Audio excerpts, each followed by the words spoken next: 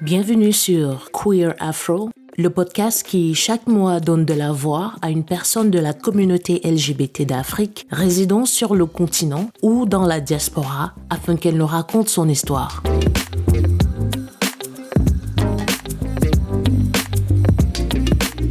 Merci énormément d'avoir accepté de te prêter à cet exercice qui, je sais, n'est pas très évident ou très facile du peu d'interviews qu'on a déjà eu à enregistrer. Donc, merci énormément. Alors, je sais par quel prénom tu vas, mais est-ce qu'il y a un prénom que tu souhaiterais utiliser? Alors, prénom, non, peut-être initial, oui. Quelle initiale souhaiterais-tu utiliser? AM. Oui, AM. D'accord. Quels sont les pronoms que tu utilises? Je suis plus à l'aise avec le masculin, il, lui, D'accord. les. Bon, les, ça s'utilise, c'est souvent homme-femme, mais bon, il, lui, oui. Tu es le premier il qu'on reçoit dans l'émission. C'est intéressant. Alors, dans le sigle LGBTQI+, à quelle lettre t'identifies-tu? Ou alors, à quelle lettre avec S t'identifies-tu? À la première, à cause du sexe, mais oui, au L. J'ai envie de demander s'il y a une autre lettre à laquelle tu t'identifierais. Je ne peux pas utiliser le T parce que peut-être que oui, je suis trans, mais non, je suis de sexe féminin, j'aime les femmes, donc je suis de la première lettre du sigle LGBTQI+. Ok. Est-ce que tu peux nous dire qui tu es, d'où tu viens, ce que tu fais dans la vie et où tu vis en ce moment? Moi, c'est AM, d'origine camerounaise, profession humanitaire. Je sers la cause des démunis, en gros, notamment la santé, l'éducation, le social. Et où je vis actuellement, je suis à Bamako. Dans le sigle et dans les pronoms, tu avais des préférences différentes. J'aimerais du coup savoir comment est-ce que tu définis ou comment est-ce que tu comprends l'homosexualité. Alors, pour moi, l'homosexualité, c'est le fait pour une personne d'avoir des relations sexuelles avec une personne de même sexe qu'elle, de manière littérale. Pour moi, l'homosexualité, c'est ça. Donc pour toi, ça se résume au sexe, on ne rajoute pas des sentiments ou quoi que ce soit? Bon, déjà pour moi, relation sexuelle, c'est que je ne vais pas avoir des relations sexuelles avec quelqu'un que je n'aime pas ou avec quelqu'un avec qui je n'éprouve pas de sentiments. Donc oui, il y a ce côté sentiment qui entre, il y a le côté sexe qui arrive, et après, ça devient une relation, plus ou moins, qui peut durer ou pas. Mais il y a déjà deux concepts qui entrent en jeu, sentiment et sexe. Souvent argent, mais bon, pour mon cas, c'est pas ça. C'est sentiment, sexe, et puis durabilité en cas d'affinité. En cas d'affinité. Alors, tu as mentionné dans ta présentation en début que tu étais du Cameroun, mais que tu vivais au Mali. Connais-tu la position de ces deux pays, précisément sur l'homosexualité? Alors, du Cameroun, oui. Je connais l'ordonnance qui est devenue la loi qui condamne d'une amende et d'une peine de prison. Au Mali, je ne connais pas la loi. Je ne connais pas la position du pays. Mais parce que le Mali est un pays à majorité musulmane, fortement ancré dans la culture, je pourrais dire que la position du Mali par rapport à l'homosexualité, ça pourrait, je parle au conditionnel, ça pourrait être la peine de mort ou l'emprisonnement ferme. Mais je n'ai aucune idée sur la position du Mali. Ok. Donc, pour le Cameroun, comment est-ce que tu as été au courant de l'ordonnance qui est devenue loi? Alors, en tant que membre de la communauté, on se doit de connaître les lois qui régissent. Et je suis activiste. J'ai travaillé pour pas mal d'associations d'activisme au Cameroun. Donc, il y a eu pas mal de sensibilisation, pas mal de formation sur ces ordonnances qui est devenue loi il y a quelques années et comment se tenir en cas de suspicion. Il y a eu le 347 bis qui est devenu le 347 alinéa 1, je crois, oui. Donc, c'est tous ces organes-là, les associations, les sensibilisations, les formations, à partir de là, que j'ai connu et que j'ai appris la position et tout ce qui est dit dans cette loi-là par rapport à l'homosexualité. Tu penses que si tu n'avais pas fréquenté ces associations, tu serais au courant de la législation? Par curiosité, oui. J'aurais cherché sur le net et je crois qu'il y a eu il y avait eu des débats à cette époque par rapport à ce sujet-là à la télé. Donc oui, j'aurais été au courant et je serais allé fouiller pour être au courant. Oui.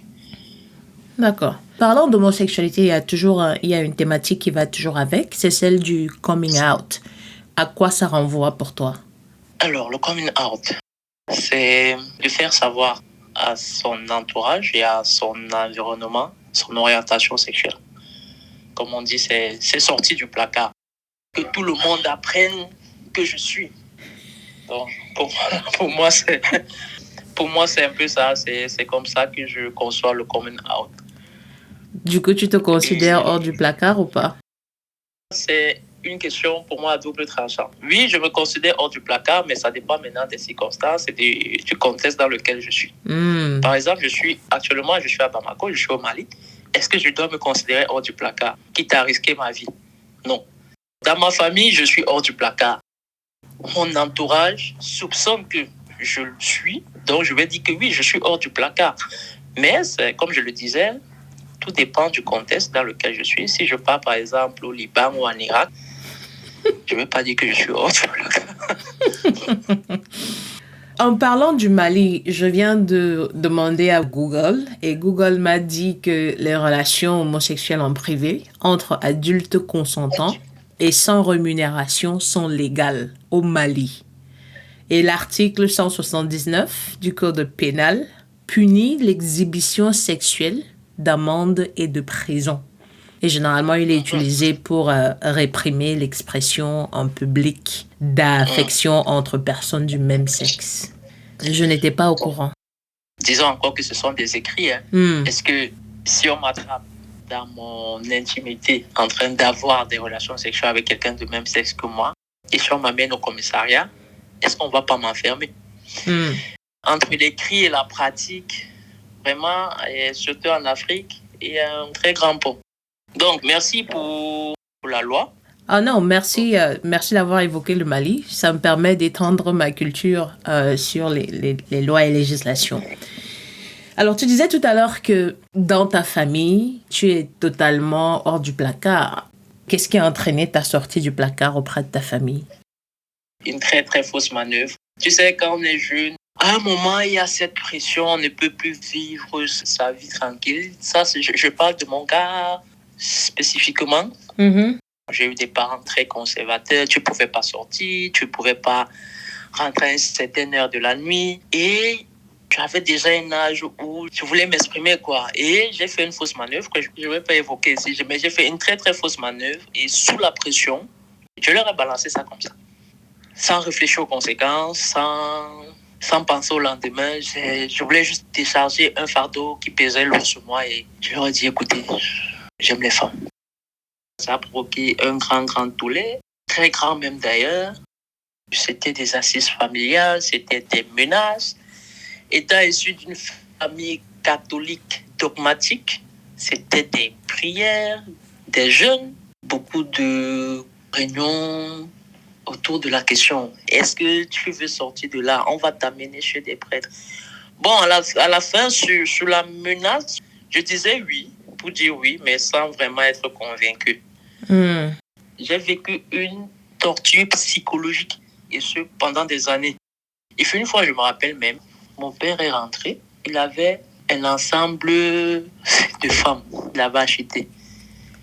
Il m'a dit, à partir d'aujourd'hui, c'est ce que tu portes. Allez, va te changer.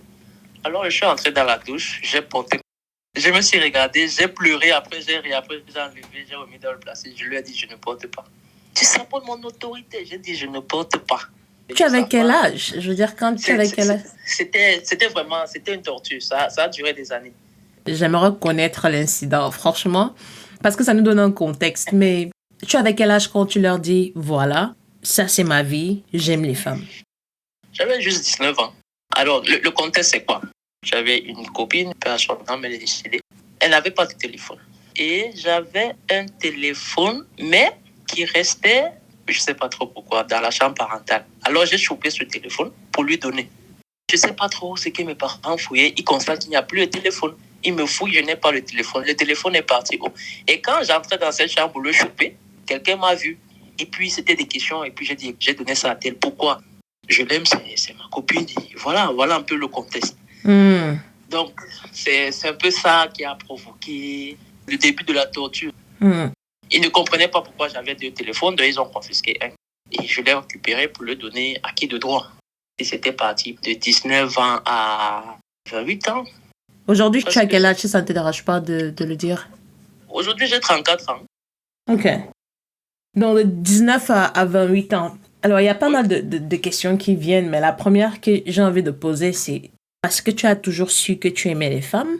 Et la deuxième question, c'est d'où te vient le courage de dire à tes parents « j'aime les femmes ». Je vais supposer qu'à 19 ans, tu vivais au Cameroun. Je vais commencer par la dernière question. Qu'est-ce qui me donne le courage? Rien, je suis né audacieux.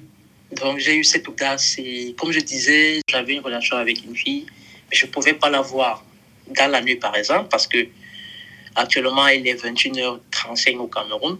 À 21h35, je ne devais plus être dehors. Or, elle, ça a l'air là qu'elle aimait être dehors. Je devais trouver un échappatoire pour aller la voir, pour avoir une intimité avec elle. C'était un peu compliqué. Ça commençait à durer et j'avais aussi cet esprit rebelle. Je ne voulais plus rester sur le toit parental, donc je faisais pas mal de bêtises aussi. Et pour revenir à ta première question, oui, ça c'est un truc que j'ai toujours su au fond de moi. Je me rappelle encore à la CIL, j'avais 4 ans, 5 ans. J'ai encore cette image-là. Il y avait une fille qui me plaisait beaucoup. Au primaire, j'avais dragué une. Je lui ai écrit une lettre. Au collège, j'ai été accusé d'avoir touché les seins d'une fille. J'ai dragué une femme au collège qui est tombée en syncope dans la nuit. On m'a accusé le lendemain. Mon CV sentimental entre mon primaire et mon secondaire, c'est vraiment catastrophique.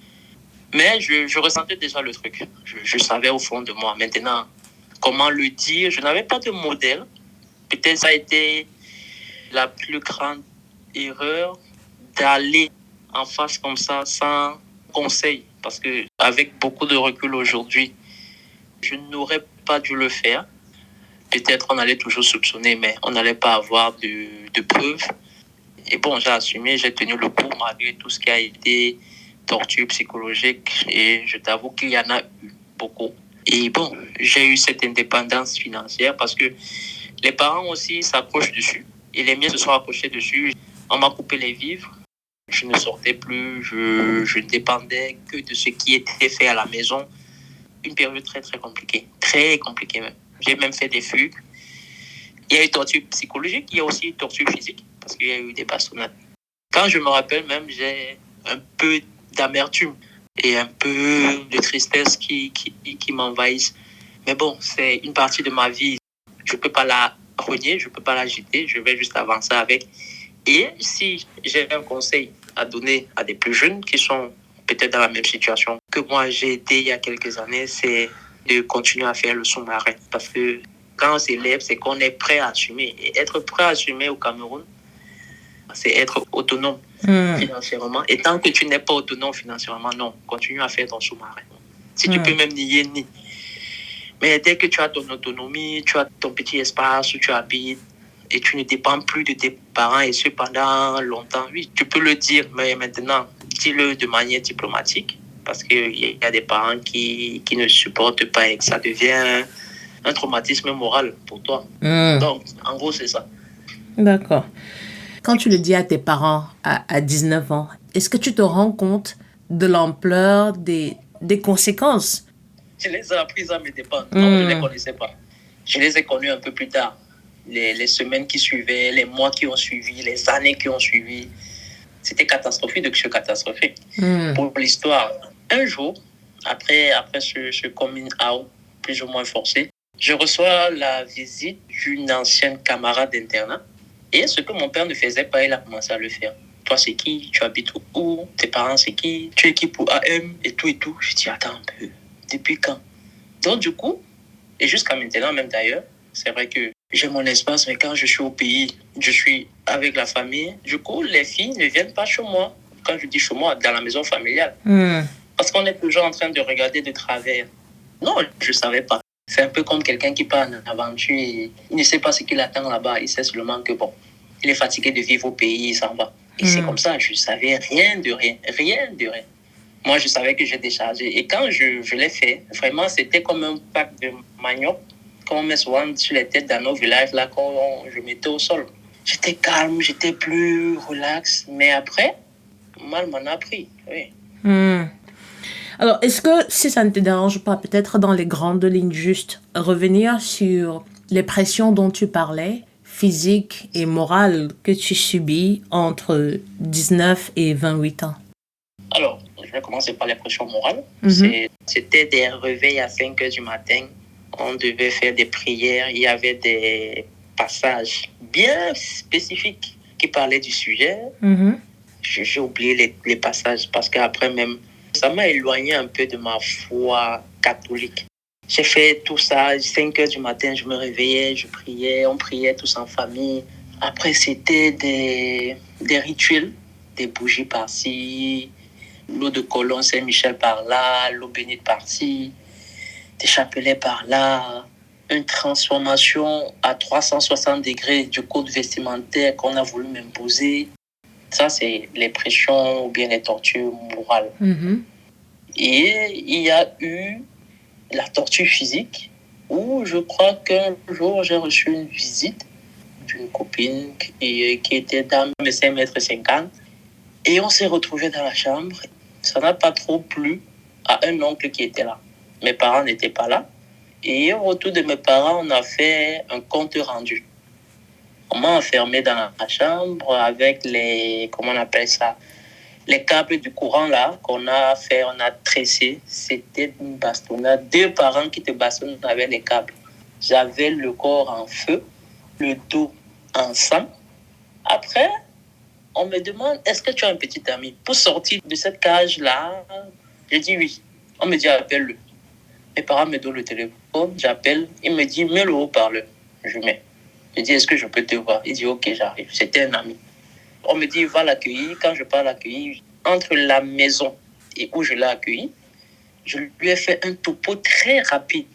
Il est entré. Je lui posais des questions humiliantes, vraiment humiliantes. Est-ce qu'il s'est fait l'amour? Des trucs bizarres. Et c'est là que je me suis senti vraiment humilié. C'était encore une autre torture. Et je crois que c'est là que je fais ma deuxième fugue. Parce que c'était un peu insupportable pour moi. Je crois que c'était la dernière bastonnade. Après, c'était des menaces du genre où si tu ne changes pas, je vais mettre mes genoux au sol pour invoquer tous les défunts de ma famille pour qu'ils viennent sur toi. C'était des trucs vraiment pour un enfant, pour un adolescent de 19, 20, 21 ans, qui n'avait pas un moral, parce que sincèrement, mon mindset c'était très faible comparé à aujourd'hui. J'étais zéro. Après, mon papa est décédé. Et puis, ma mère est revenue à la charge. On ne voit pas d'amis masculins. Et ton père est mort, il est mort, angoissé, c'est toi qui l'as tué. Et là, j'ai compris que si je ne me défends pas, on ne va pas s'en sortir. Là, on a eu une conversation, la première, où ma mère a dit clairement pour la première fois que tu aimes les femmes. Alors, je replace le contexte. Elle parlait du fait que je n'ai pas d'enfant et je suis en train de prendre de l'âge. Et je lui ai dit que, en fait, je n'ai pas d'enfant parce que je ne veux pas, je n'ai pas ce désir maternel, du moins pas pour l'instant. Elle dit, oui, tu n'as pas ça parce que tu aimes les femmes, à haute voix. Je dis, voilà. Au moins, déjà, tu intègres ça parce qu'il y a encore 7-6 ans, tu n'intégrais pas. Là, tu intègres, ça va.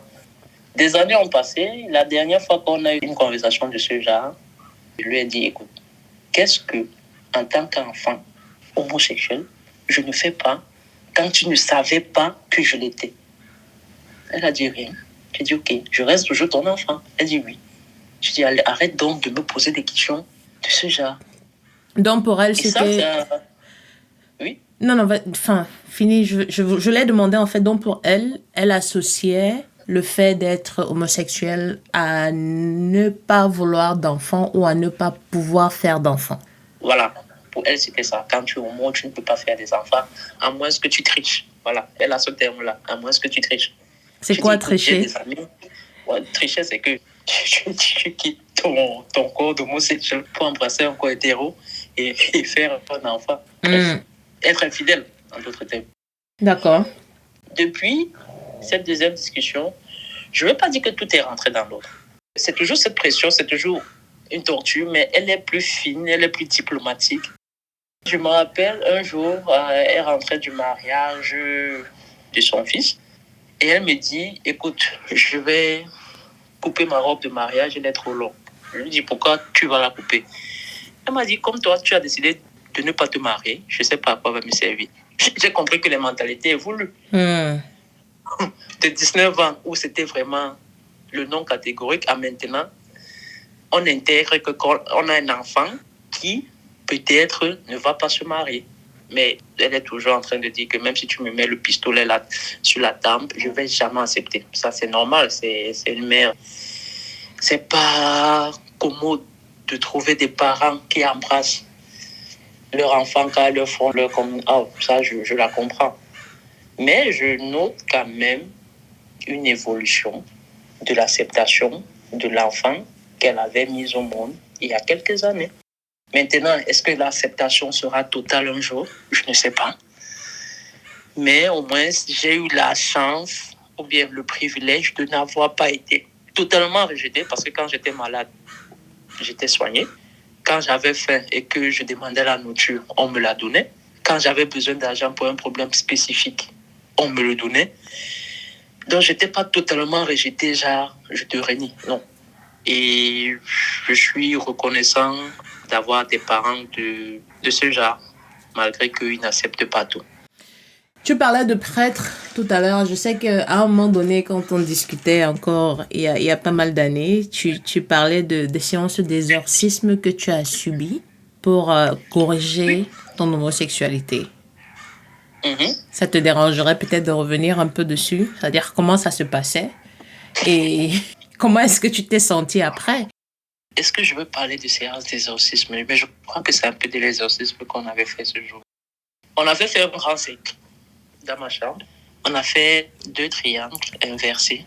Et on a mis un banc au milieu. On m'a dit, assieds-toi. On a mis des bougies autour de moi. On a commencé des incantations. Et après, on m'a donné l'eau de Cologne Saint-Michel et on m'a dit, tu dois verser ça, je crois, 2-3 gouttes avant de te laver. L'avantage, c'est qu'après mon bain, je sentais bon.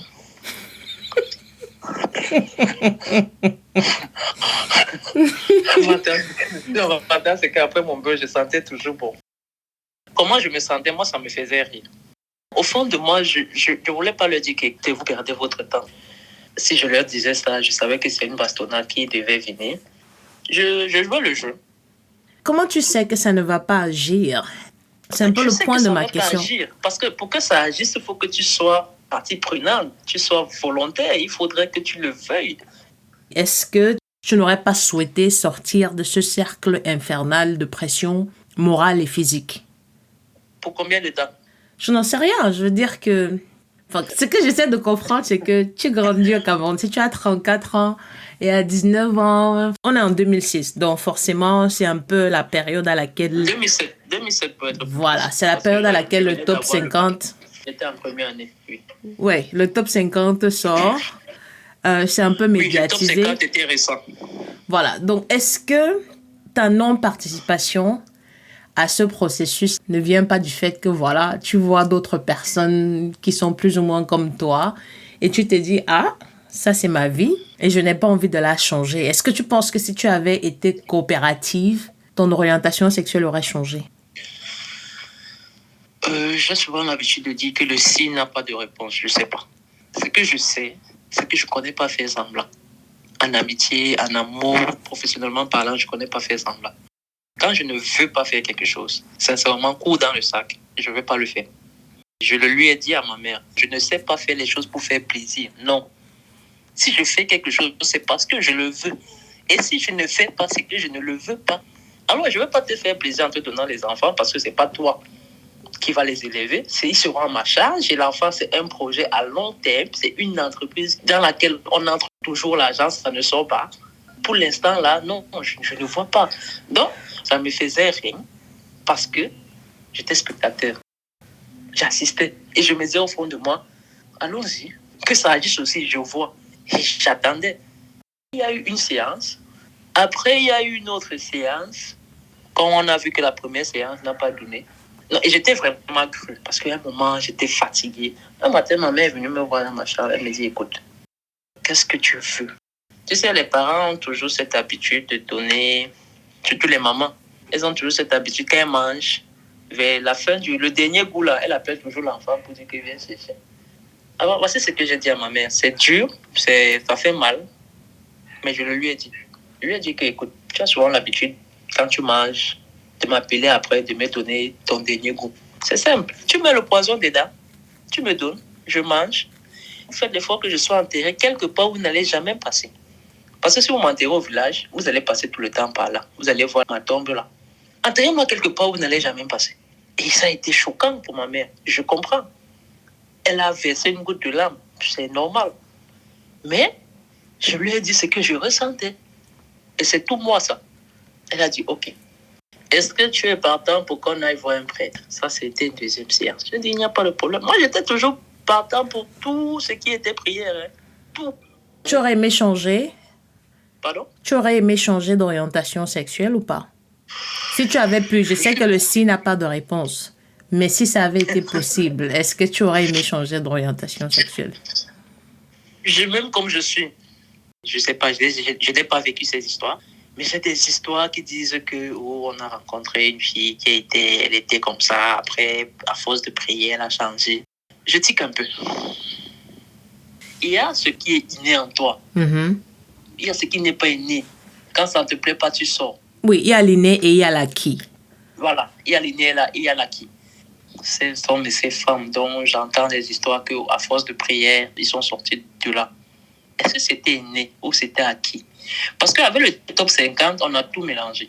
Avec le top 50, on se dit que, écoute, on entre là à cause de l'argent et quand on ne trouve pas son compte, on sort. Alors la vraie question est de savoir, est-ce que ces prières étaient pour des personnes qui sont nées avec? Parce qu'il y a encore ce débat autour de cette question.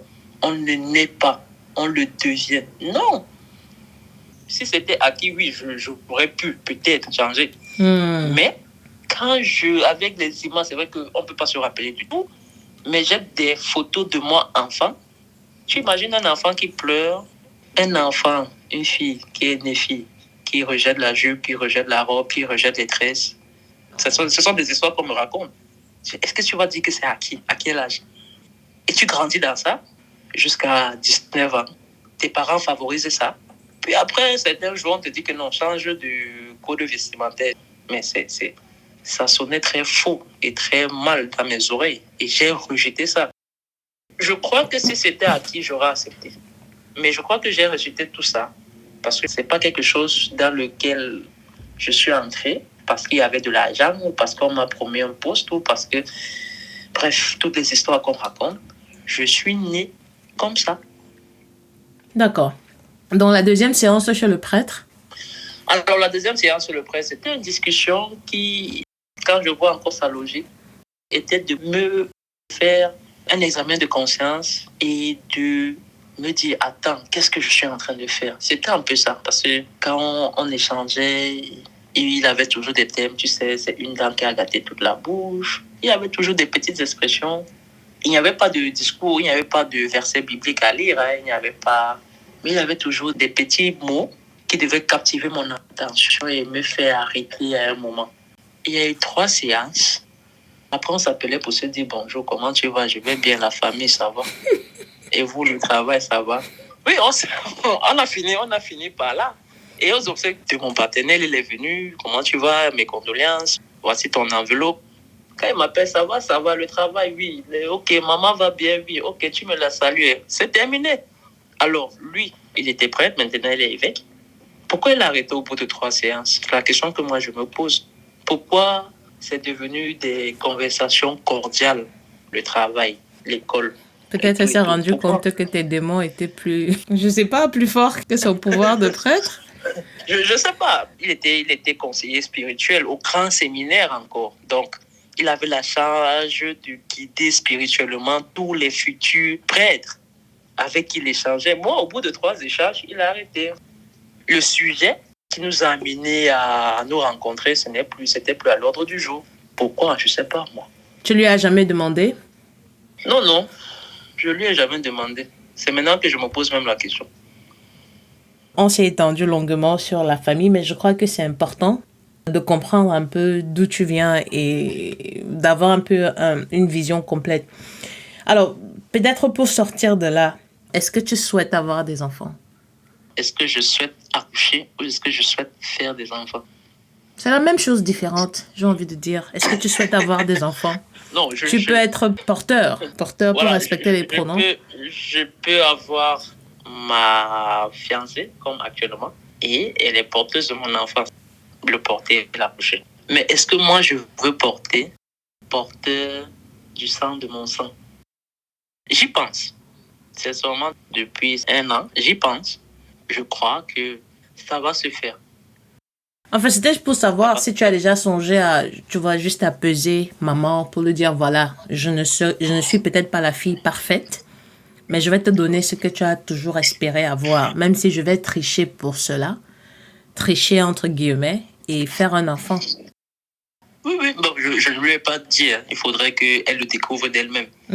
Mais j'y pense. Je crois que ça va se faire, Inch'Allah, d'ici la fin de l'année ou bien début d'année. C'est mon souhait. Alors, tu as parlé de la CIL du secondaire.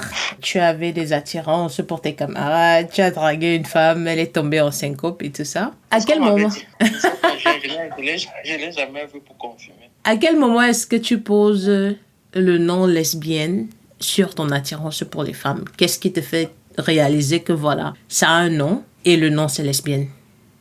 Alors, je me rappelle que c'est un soir, mes grands frères et moi, on était couchés et j'étais toujours étonnée que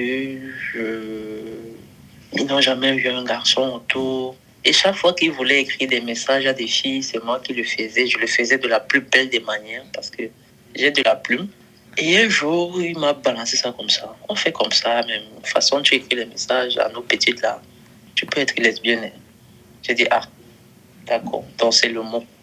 J'étais beaucoup plus jeune, 14, 15 ans. C'est lui qui a évoqué le mot pour la première fois. Ça arrivait dans mes oreilles à travers lui pour la première fois. D'accord. Est-ce que tu penses que c'est important de faire son coming out? Est-ce que c'est important de le dire, enfin de l'accepter déjà et de le dire à ses proches et à son entourage? Si oui, pourquoi? Sinon, pourquoi? Je contextualise encore. Pour faire son coming out au Cameroun, parce que c'est dans ce pays que je passe la majorité de mon temps, il faut beaucoup de préalables. Le premier, c'est de s'accepter, d'assumer. Le deuxième préalable, vraiment, c'est même la condition sine qua non. C'est être financièrement indépendant. J'ai la ferme conviction que si j'étais financièrement indépendant, il n'y aurait pas eu ce chantage émotionnel. Peut-être qu'il y a cet amour fraternel et familial, parental, dont on sera sevré, mais au moins on aura où dormir et de quoi manger, sans compter sur la famille. Donc, oui, c'est bon de faire son coming out si tous ces préalables sont réunis. Aussi, ce n'est pas nécessaire de le faire si on ne trouve pas le bien fondé de le faire. Ce ne sont pas tous les environnements qui sont gay-friendly. Je parle par exemple du boulot. Tu peux faire ton coming out en famille et un cousin vient gâter ton nom, entre guillemets, je vais dire ça comme ça, gâter ton nom au niveau du boulot et on te met à la porte simplement pour homosexualité supposée. Donc, il faut étudier tout l'environnement dans lequel on est avant de le faire. Et quand je parle de l'environnement, ce n'est pas seulement la famille, hein. C'est tout ça, la famille, les amis, l'école, le travail, si on en a un. Maintenant, après cette analyse, on pèse le pour et le contre et on se décide. Le coming out, c'est une décision personnelle. Personne ne t'oblige à le faire. C'est une décision personnelle. Malheureusement, moi, je n'ai pas eu cette chance-là. Mais les cadets de la communauté avec qui j'ai la chance de discuter, je leur dis, tu manges chez tes parents, oui. Tu as un toit, non, oui. Tu es à l'aise, non, oui. Tu sors quand tu veux, tu rentres comme tu veux, oui. Qu'est-ce qui te manque? Tu as quel problème? Reste là. Si tu travailles, économise ton argent tranquillement pour tes projets. Tu n'as pas besoin de rendre toute une famille mal à l'aise ou bien de donner les mots de tête à tout le monde.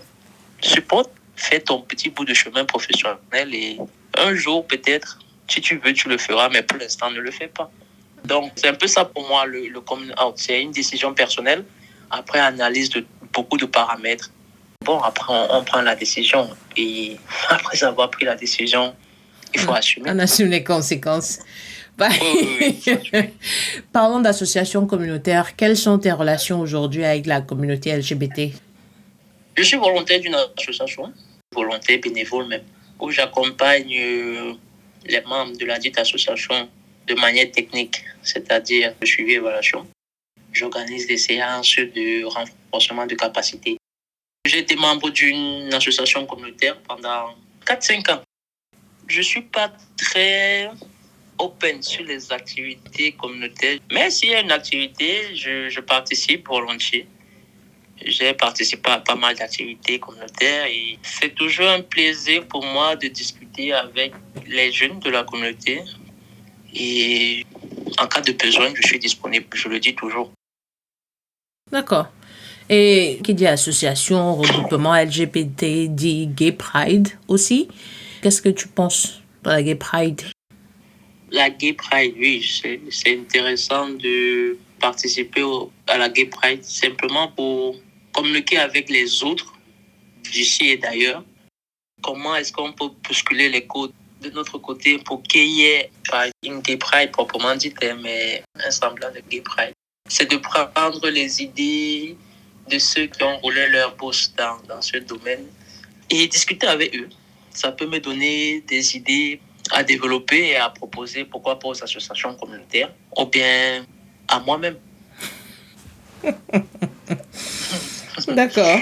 Alors, quand tu parlais des traumatismes ou des pressions subies avec la famille, comment est-ce que tu as géré ta santé mentale? Comment tu es passé d'un mental faible, tel qu'il était à 19 ans, à celui que tu as aujourd'hui, qui est un peu plus fort, qui est un peu plus solide? Qu'est-ce qui a favorisé ce passage de l'un à l'autre? Est-ce que tu as fait appel à un psychologue?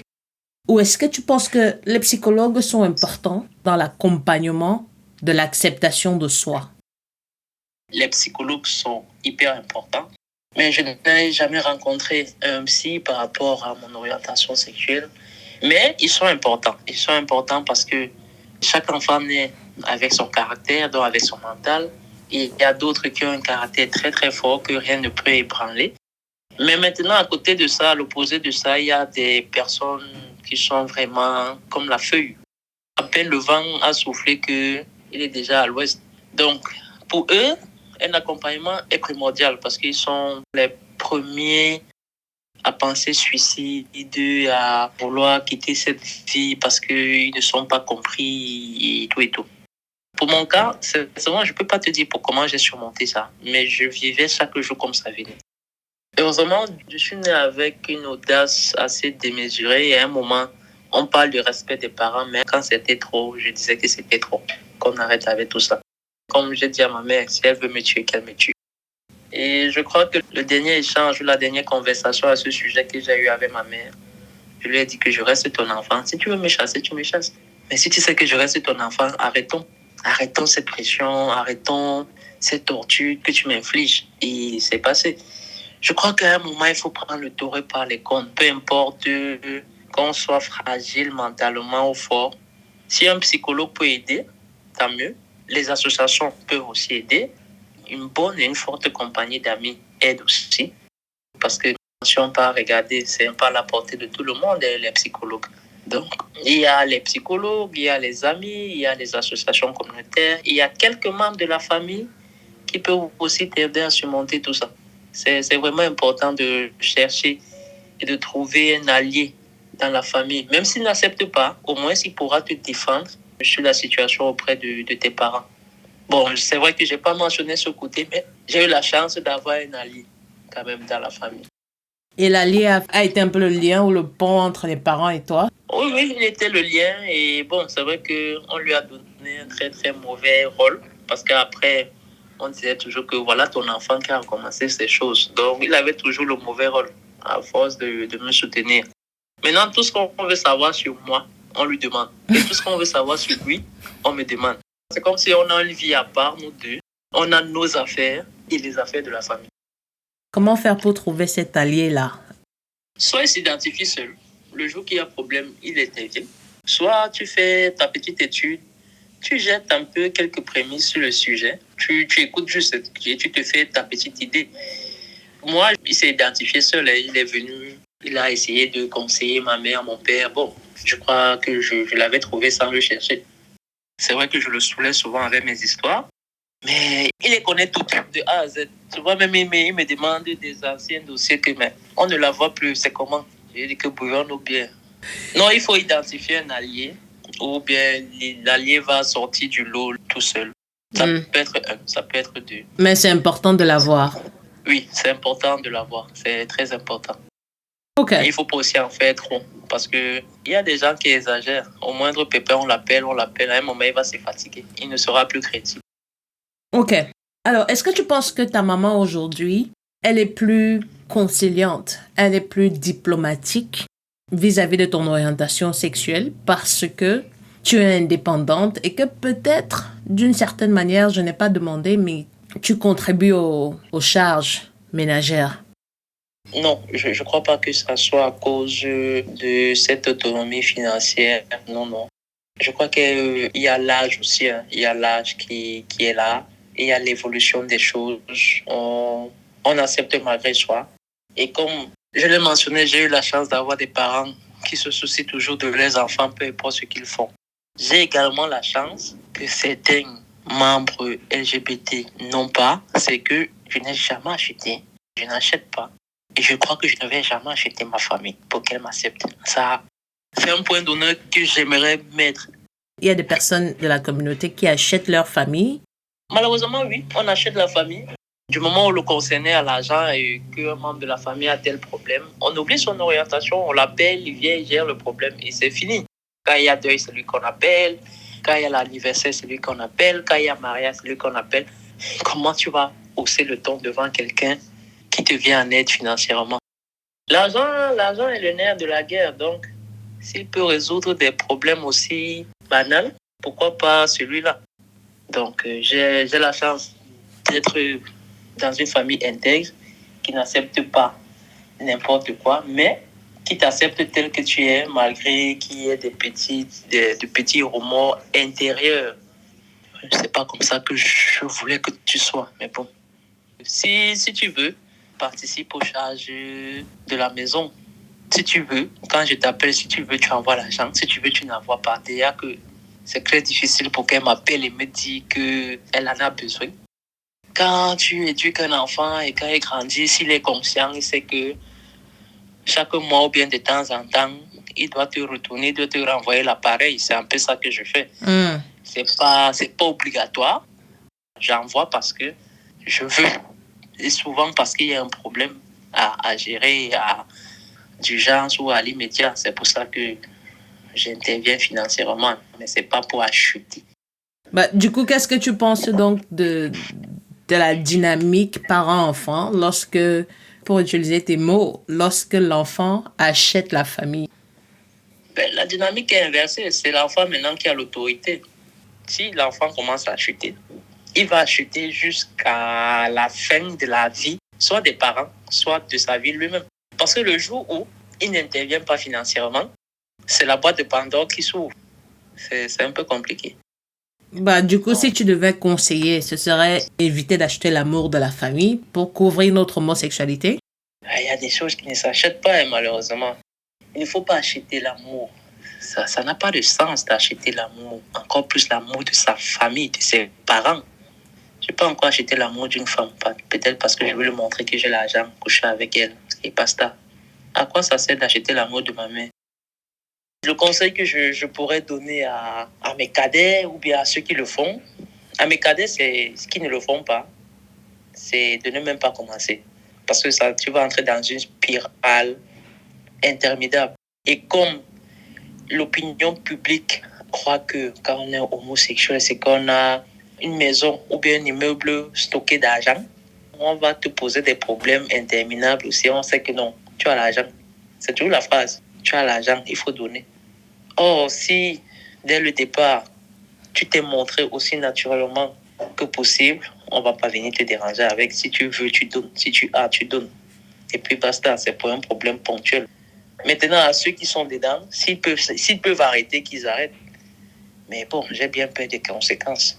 Tu sais, le Cameroun est assez bizarre. Pour nous qui fréquentons les bars, quand tu as l'habitude, c'est un peu comme la personne qui a l'habitude de donner le vin ou la bière.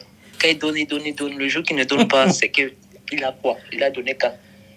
Un pauvre comme ça. C'est un peu... Malheureusement, c'est ça. C'est ça. Ok. Parlons d'opinion publique. Quel rôle penses-tu que le traitement de l'homosexualité dans les médias a joué ou joue dans la compréhension et l'acceptation de ton orientation sexuelle? Que ce soit toi, personnellement, ou que ce soit vis-à-vis de ta famille. Les médias camerounais ou bien les médias en général? Les médias en général. On peut commencer Cameroun et élargir, ou on peut commencer grand et affiner jusqu'au Cameroun. Les médias européens, ils sont assez avancés dans le traitement de l'homosexualité. Maintenant, si on descend au niveau du Cameroun, moi je vais dire ça, les médias ne jouent pas leur rôle d'éducateurs et d'informateurs. Éducation, information, divertissement. Ils ne jouent pas ce rôle-là concernant l'homosexualité, non. Même s'ils jouent ce rôle, ils tirent la couverture d'un côté. Ils ne sont pas neutres. Ça commence à partir du top 50. Dès le top 50, l'homosexualité est devenue une chose qui a augmenté les ventes des journaux, une chose qui a apporté une grande audience à la télé. Dès qu'on parle de ça, tout le monde s'assoit derrière son écran pour écouter. Et ça part dans tous les sens. Mais on n'est pas objectif, on n'est pas neutre. Est-ce que ce traitement par les médias a, de quelque manière que ce soit, influencé ta perception à toi, ton acceptation à toi, et peut-être l'acceptation de ta famille? Ce traitement a plutôt reconforté ma famille dans leurs idées. Et moi, ça m'a pas reconforté dans la mienne. Hein. C'est pour ça que je disais que les médias ont tiré la couverture d'un côté. Je prends un exemple simple. Ça devait être après 2014. Je regarde la télé, plus précisément LTM, où il y avait une émission présentée par un célèbre musicien, Denis Bassard, je vais taire le nom, et il parlait justement de l'homosexualité. Ma mère était là, et moi je ne voulais pas écouter ce qu'il avait à dire. Quand je veux me lever pour partir dans ma chambre, elle me dit « Assieds-toi, je m'assois, écoute l'émission ». Et ça partait dans tous les sens. Il disait des trucs et moi, ça me mettait mal à l'aise, encore plus mal à l'aise parce que j'écoutais ça avec une personne que ça reconfortait dans ses idées. Même quand l'émission est finie, elle me dit, assieds-toi, tu as suivi ce qu'on a dit. Toi qui passes le temps à les fesses des femmes là dehors, mais j'ai dit ça, c'est encore quelle histoire. Donc, le traitement sur le sujet est vraiment, il n'y a pas de pros, il n'y a pas de contre. Tous sont contre, peut-être sauf Maître Alescom qui tient tête à tout le monde, mais tous sont du côté négatif. Tous. Du coup, qu'est-ce qui leur manque? Qu'est-ce qui leur manque pour accomplir la mission qui leur est assignée aux médias? Ils sont journalistes, il leur manque le bon sens. Il leur manque peut-être la bonne information. Ils ne poussent pas les recherches plus loin. Ils sont animés par l'émotion. Dans toute information qu'on veut donner, il faut être objectif. Mais les médias au Cameroun, journaux, télé, radio, dès que le sujet est connu et que c'est l'homosexualité, non. Fort taux d'audience, augmentation des ventes. Le journal qui traînait là à 400, tu vas voir, tout le monde va acheter. Les gars vont revenir le lendemain. Le journal d'hier, là, il y a encore ça. Une semaine, le journal sur le sujet, là, il y a encore ça. Tout ça parce que on parlait d'un seul sujet. La base est toujours religieuse. Hein. Mais combien de ces journalistes ont fait des recherches? Il y a eu des ouvrages qui ont été commis à ce propos, que ce soit camerounais, africains, européens. Combien ont lu, ont fait la synthèse et ont tiré une leçon ou bien une morale pour venir parler de ça dans les médias. Mais tout ce qu'on parle, je crois, c'est Deutéronome, Lévitique, Apocalypse. Je crois que j'ai encore les bons cours de catéchèse dans ma tête. Mais maintenant, je ne connais plus les versets. On va te sortir tout ça là, on te mélange ça, on te jette ça sur la figure. Malheureusement, le traitement de l'homosexualité par les médias camerounais, il y a encore du chemin à faire. Que peuvent faire les associations communautaires au Cameroun pour que cette éducation-là se fasse et que on passe d'un traitement satanique à un traitement humain de l'homosexualité? Les associations, celles que je connais, font déjà un travail de sensibilisation. Il y a eu des sensibilisations auprès de certains journalistes. Il y a des sensibilisations auprès des forces de l'ordre. Mais la sensibilisation ne doit pas s'arrêter là. Puisque les journalistes qui sont sensibilisés, ce ne sont pas des rédacteurs en chef, ce ne sont pas des directeurs de publication, ce ne sont pas les propriétaires des chaînes de télé et radio. Il faut partir dans la sensibilisation de ces catégories de personnes dans le domaine des médias. Dès qu'on touche ces catégories de personnes, ils auront la lourde charge de faire une communication descendante de ce qu'ils ont reçu. Mais si on se cantonne seulement sur les simples journalistes qui n'ont pas un pouvoir de décision dans leur lieu de travail, on marque le pas sur place. Donc, il faudrait partir du haut. Point de vue. Il faudrait partir du haut pour le bas et non... Oui. OK. Parce que si un directeur de publication te dit que c'est ça qu'on va publier, toi, journaliste, toi qui, pour dire que non, je n'écris pas, j'ai reçu la sensibilisation de telle association. Mais on t'enlève ça, on donne ça à celui qui n'a pas reçu la sensibilisation. OK. On a beaucoup parlé de religion aujourd'hui. J'ai envie de savoir quelles sont tes relations à la religion aujourd'hui. Est-ce que tu es toujours croyante? Est-ce que tu es croyante et pratiquante? Est-ce que tu penses qu'on peut être homosexuel et être pieux? Oui, je le crois. Qu'on peut être homo, pieux, et que Dieu entend nos prières. Mais non, je ne le suis pas. Pourquoi? J'ai perdu ma foi à cause de tous les traitements que j'ai subis. Je me suis éloigné de la religion catholique, pas de Dieu. Et je me suis rapproché d'une autre religion. Et j'ai la ferme conviction que quand on est homo, pieux et pratiquant, la personne qu'on prie écoute nos prières et elle les réalise. Pour peu que j'ai été dans des situations difficiles et que j'ai prié, ça s'est réalisé. Donc, j'ai la ferme conviction que peu importe notre race, notre religion ou notre orientation sexuelle, quand on s'assoit pour invoquer l'invisible, il vient. Okay. Et quand il vient, tu lui dis ce que tu veux. Et s'il peut, il te donne. Ce qui est sûr, c'est qu'il va exaucer tes prières, si elles sont sincères. D'accord. Avec les parents, comment ça se passe aujourd'hui? Alors, vis-à-vis des parents, je suis toujours célibataire. Mais bon, je crois que, tu sais, l'instinct d'une mère, elle a toujours ses oreilles cachées quelque part dans la maison ou au quartier. Donc, je crois qu'elle sait que j'ai quelqu'un dans ma vie. Mais du moment où ce n'est pas... On n'a jamais pointé du doigt que la voilà. Elle va toujours rester dans ses soupçons et ses suspicions. C'est vrai que quand je suis au Cameroun, je suis toujours en famille.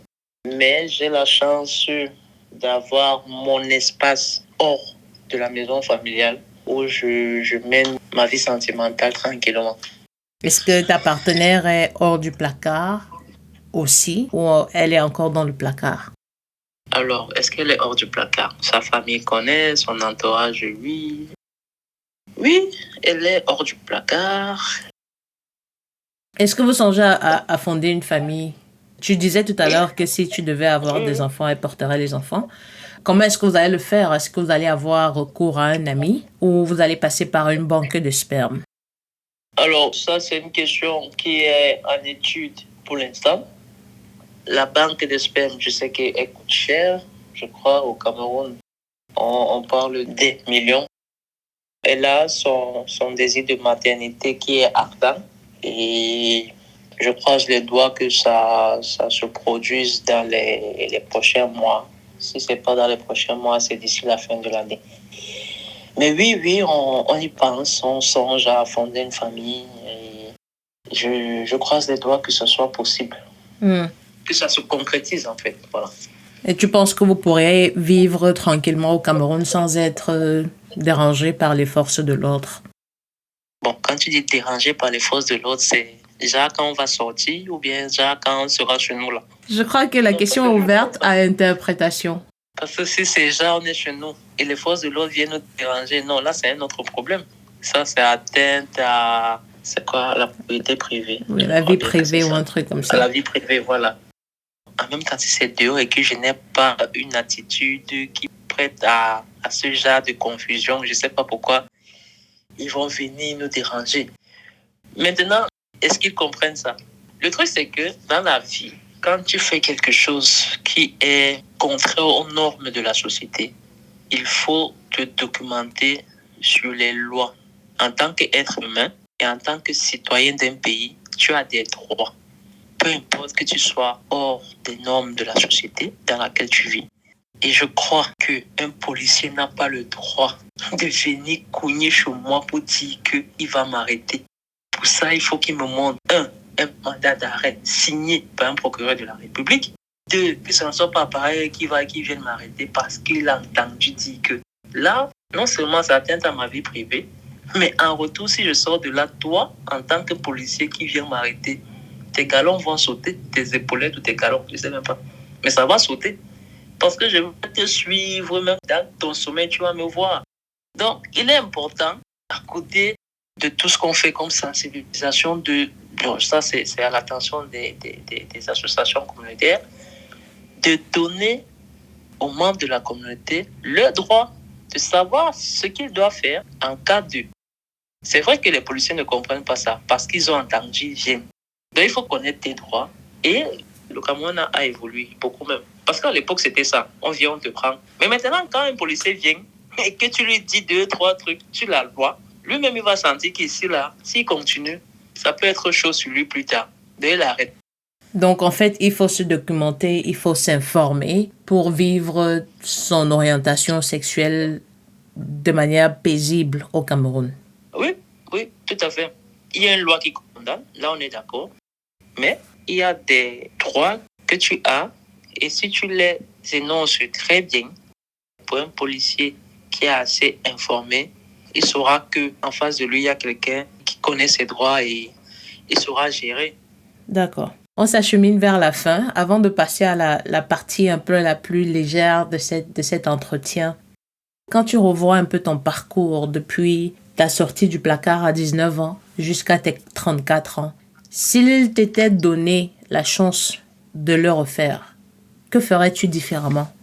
Je vivrais ma vie tranquillement, sans causer des maux de tête à mes parents, en faisant le sous-marin, peut-être jusqu'à maintenant, en étant un enfant sans problème. Et je crois que j'allais éviter pas mal de torture, pas mal de pression psychologique pour moi-même et pour ma famille, quoi. C'est ce que j'allais faire différemment. Je n'allais pas faire mon coming out. Et je crois que les choses allaient être différentes. Je ne sais pas comment, mais je crois qu'elles allaient être différentes. D'accord. Et quel est ton souhait pour la communauté LGBT du Cameroun? Alors, mon souhait pour la communauté, c'est qu'elle soit dynamique, qu'elle soit une communauté qui bouge. Parce que malheureusement, quand on regarde les associations en Afrique, on voit que celles qui portent plus la voix sont les associations de l'Afrique anglophone ou bien anglo-saxon. L'Afrique francophone est encore en arrière et il est important que ce déséquilibre change. L'Afrique francophone a beaucoup à donner, elle a beaucoup à faire entendre, à dire et il faudrait qu'elle se bouge. Pas se bouger dans les activités financées par X ou par Y, mais se bouger dans les actions. Si tu peux être un peu plus spécifique, ça aiderait. Il n'y a pas une forte visibilité de la communauté Afrique francophone, je généralise, parce que celle du Cameroun, vraiment, j'en connais parce que j'ai fréquenté ces associations-là. Mais par exemple, pour un jeune de 19 ans, je prends toujours mon cas, à 19 ans, je ne connaissais aucune association parce que je ne les voyais pas. Il y a les réseaux sociaux maintenant. Il faut une forte visibilité des associations communautaires dans les réseaux sociaux pour qu'un jeune qui ressent des choses mais qui ne sait pas comment les placer sache où aller. En Afrique anglophone ou anglo-saxon, on peut savoir où aller. Parce que les gars, ça bavarde, ça affiche des tracts, même si après on enlève. Ici, chez nous, c'est lent. Par exemple, au Mali, je ne connais aucun membre de la communauté. J'en connais un parce que je l'ai rencontré hors du Mali. Mais je ne connais pas une association, je ne connais pas un membre de la communauté. Si j'ai un problème maintenant lié à mon orientation sexuelle, je ne sais pas où aller au Mali. Donc pour toi, malgré les sanctions qu'elles encourent, elles devraient être un peu plus présentes. Présentes sur les réseaux sociaux, pas présentes physiquement, mais au moins qu'elles aient un moyen où on peut les contacter en cas de problème. D'accord. Et les réseaux sociaux sont venus vraiment aider dans cette suite-là. Parce que maintenant, tu peux ouvrir ta page Facebook, tu n'es pas obligé de mettre ton nom, tu n'es même pas obligé de mettre ta photo. Tu peux avoir une puce que tu n'as pas achetée de toi-même. Tu peux avoir une boîte mail vraiment anonyme et tu aides des gens comme ça. Je suis à ma première année au Mali, mais je te dis, je connais personne de chez personne. Je me demande bien comment ils règlent leurs problèmes, s'il y en a même. Donc pour toi, les communautés LGBT francophones devraient s'activer un peu plus afin que les membres de la communauté sachent où aller en cas de souci ou en cas de pépin. Oui, ça c'est d'un. Et de deux, je crois qu'elles ne sont pas assez présentes sur la scène, que ce soit régionale ou internationale. Chacun est dans son coin. Pourtant, il y a des plateformes qui regroupent toutes les associations. Bref, je crois que quelque part, les associations, chacun a son intérêt. Malheureusement, c'est ce que je comprends. Donc, voilà. Alors, on va passer à la partie la plus légère de l'interview. Je vais te donner une phrase ou un mot et tu me dis la première chose qui te vient à l'esprit. On est d'accord? Un personnage historique queer. Elle n'est pas historique, elle vit toujours. Amélie Mauresmo. Un héros ou une héroïne queer. Je n'en ai pas. Un auteur. Passons, je vais revenir dessus. Je ne peux pas revenir dessus, il faut que tu me donnes la réponse. La première chose qui te vient à l'esprit. George Clason. Il a écrit L'homme le plus riche de Babylone. Un plat ou un mets. Le coq, avec les batteurs de manioc. Un animal. Le lapin. Une phobie. Le serpent. Un hobby. La lecture, ces derniers temps. Une série queer. Elwood. Un film queer. J'ai oublié le titre, je ne connais plus. Je sais que c'est un film qui parle des homosexuels dans les années 80 avec le sida, l'arrivée du sida. Il y a beaucoup de mots qui mouraient. Bref, je ne me rappelle plus du titre du film. On va le chercher, on va le mettre dans les notes de l'interview. Est-ce qu'il y a une question que tu aurais aimé que je te pose, que je ne t'ai pas posée? Quand est-ce que je vais me marier, par exemple? Quand est-ce que tu vas te marier, EM? En 2022. Ce sera au Cameroun ou ce sera en Occident? Ça sera en Occident. D'accord. Merci beaucoup d'avoir pris le temps de discuter, de revenir sur des souvenirs qui peuvent être parfois pénibles et douloureux. Et que de bonnes choses pour la suite pour toi. Ce fut un plaisir. Ce fut un plaisir pour moi d'avoir été invité et de répondre aux questions. Ça me remet aussi en question par rapport à ce que j'ai fait et comment je souhaite que les autres fassent. Donc, le plaisir était pour moi. Bonne initiative, longue vie au podcast. J'espère que beaucoup vont se prêter à cet échange-là et que les mentalités vont changer lentement, très lentement, parce que ce sont des mentalités, ça prend du temps, mais sûrement. C'est tout ce que je souhaite. Longue vie à l'émission et bien de choses.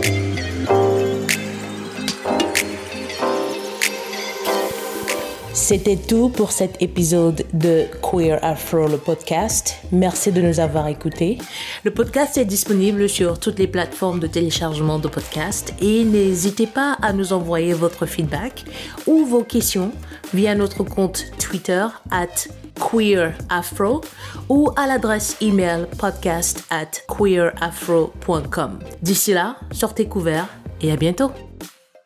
À la prochaine.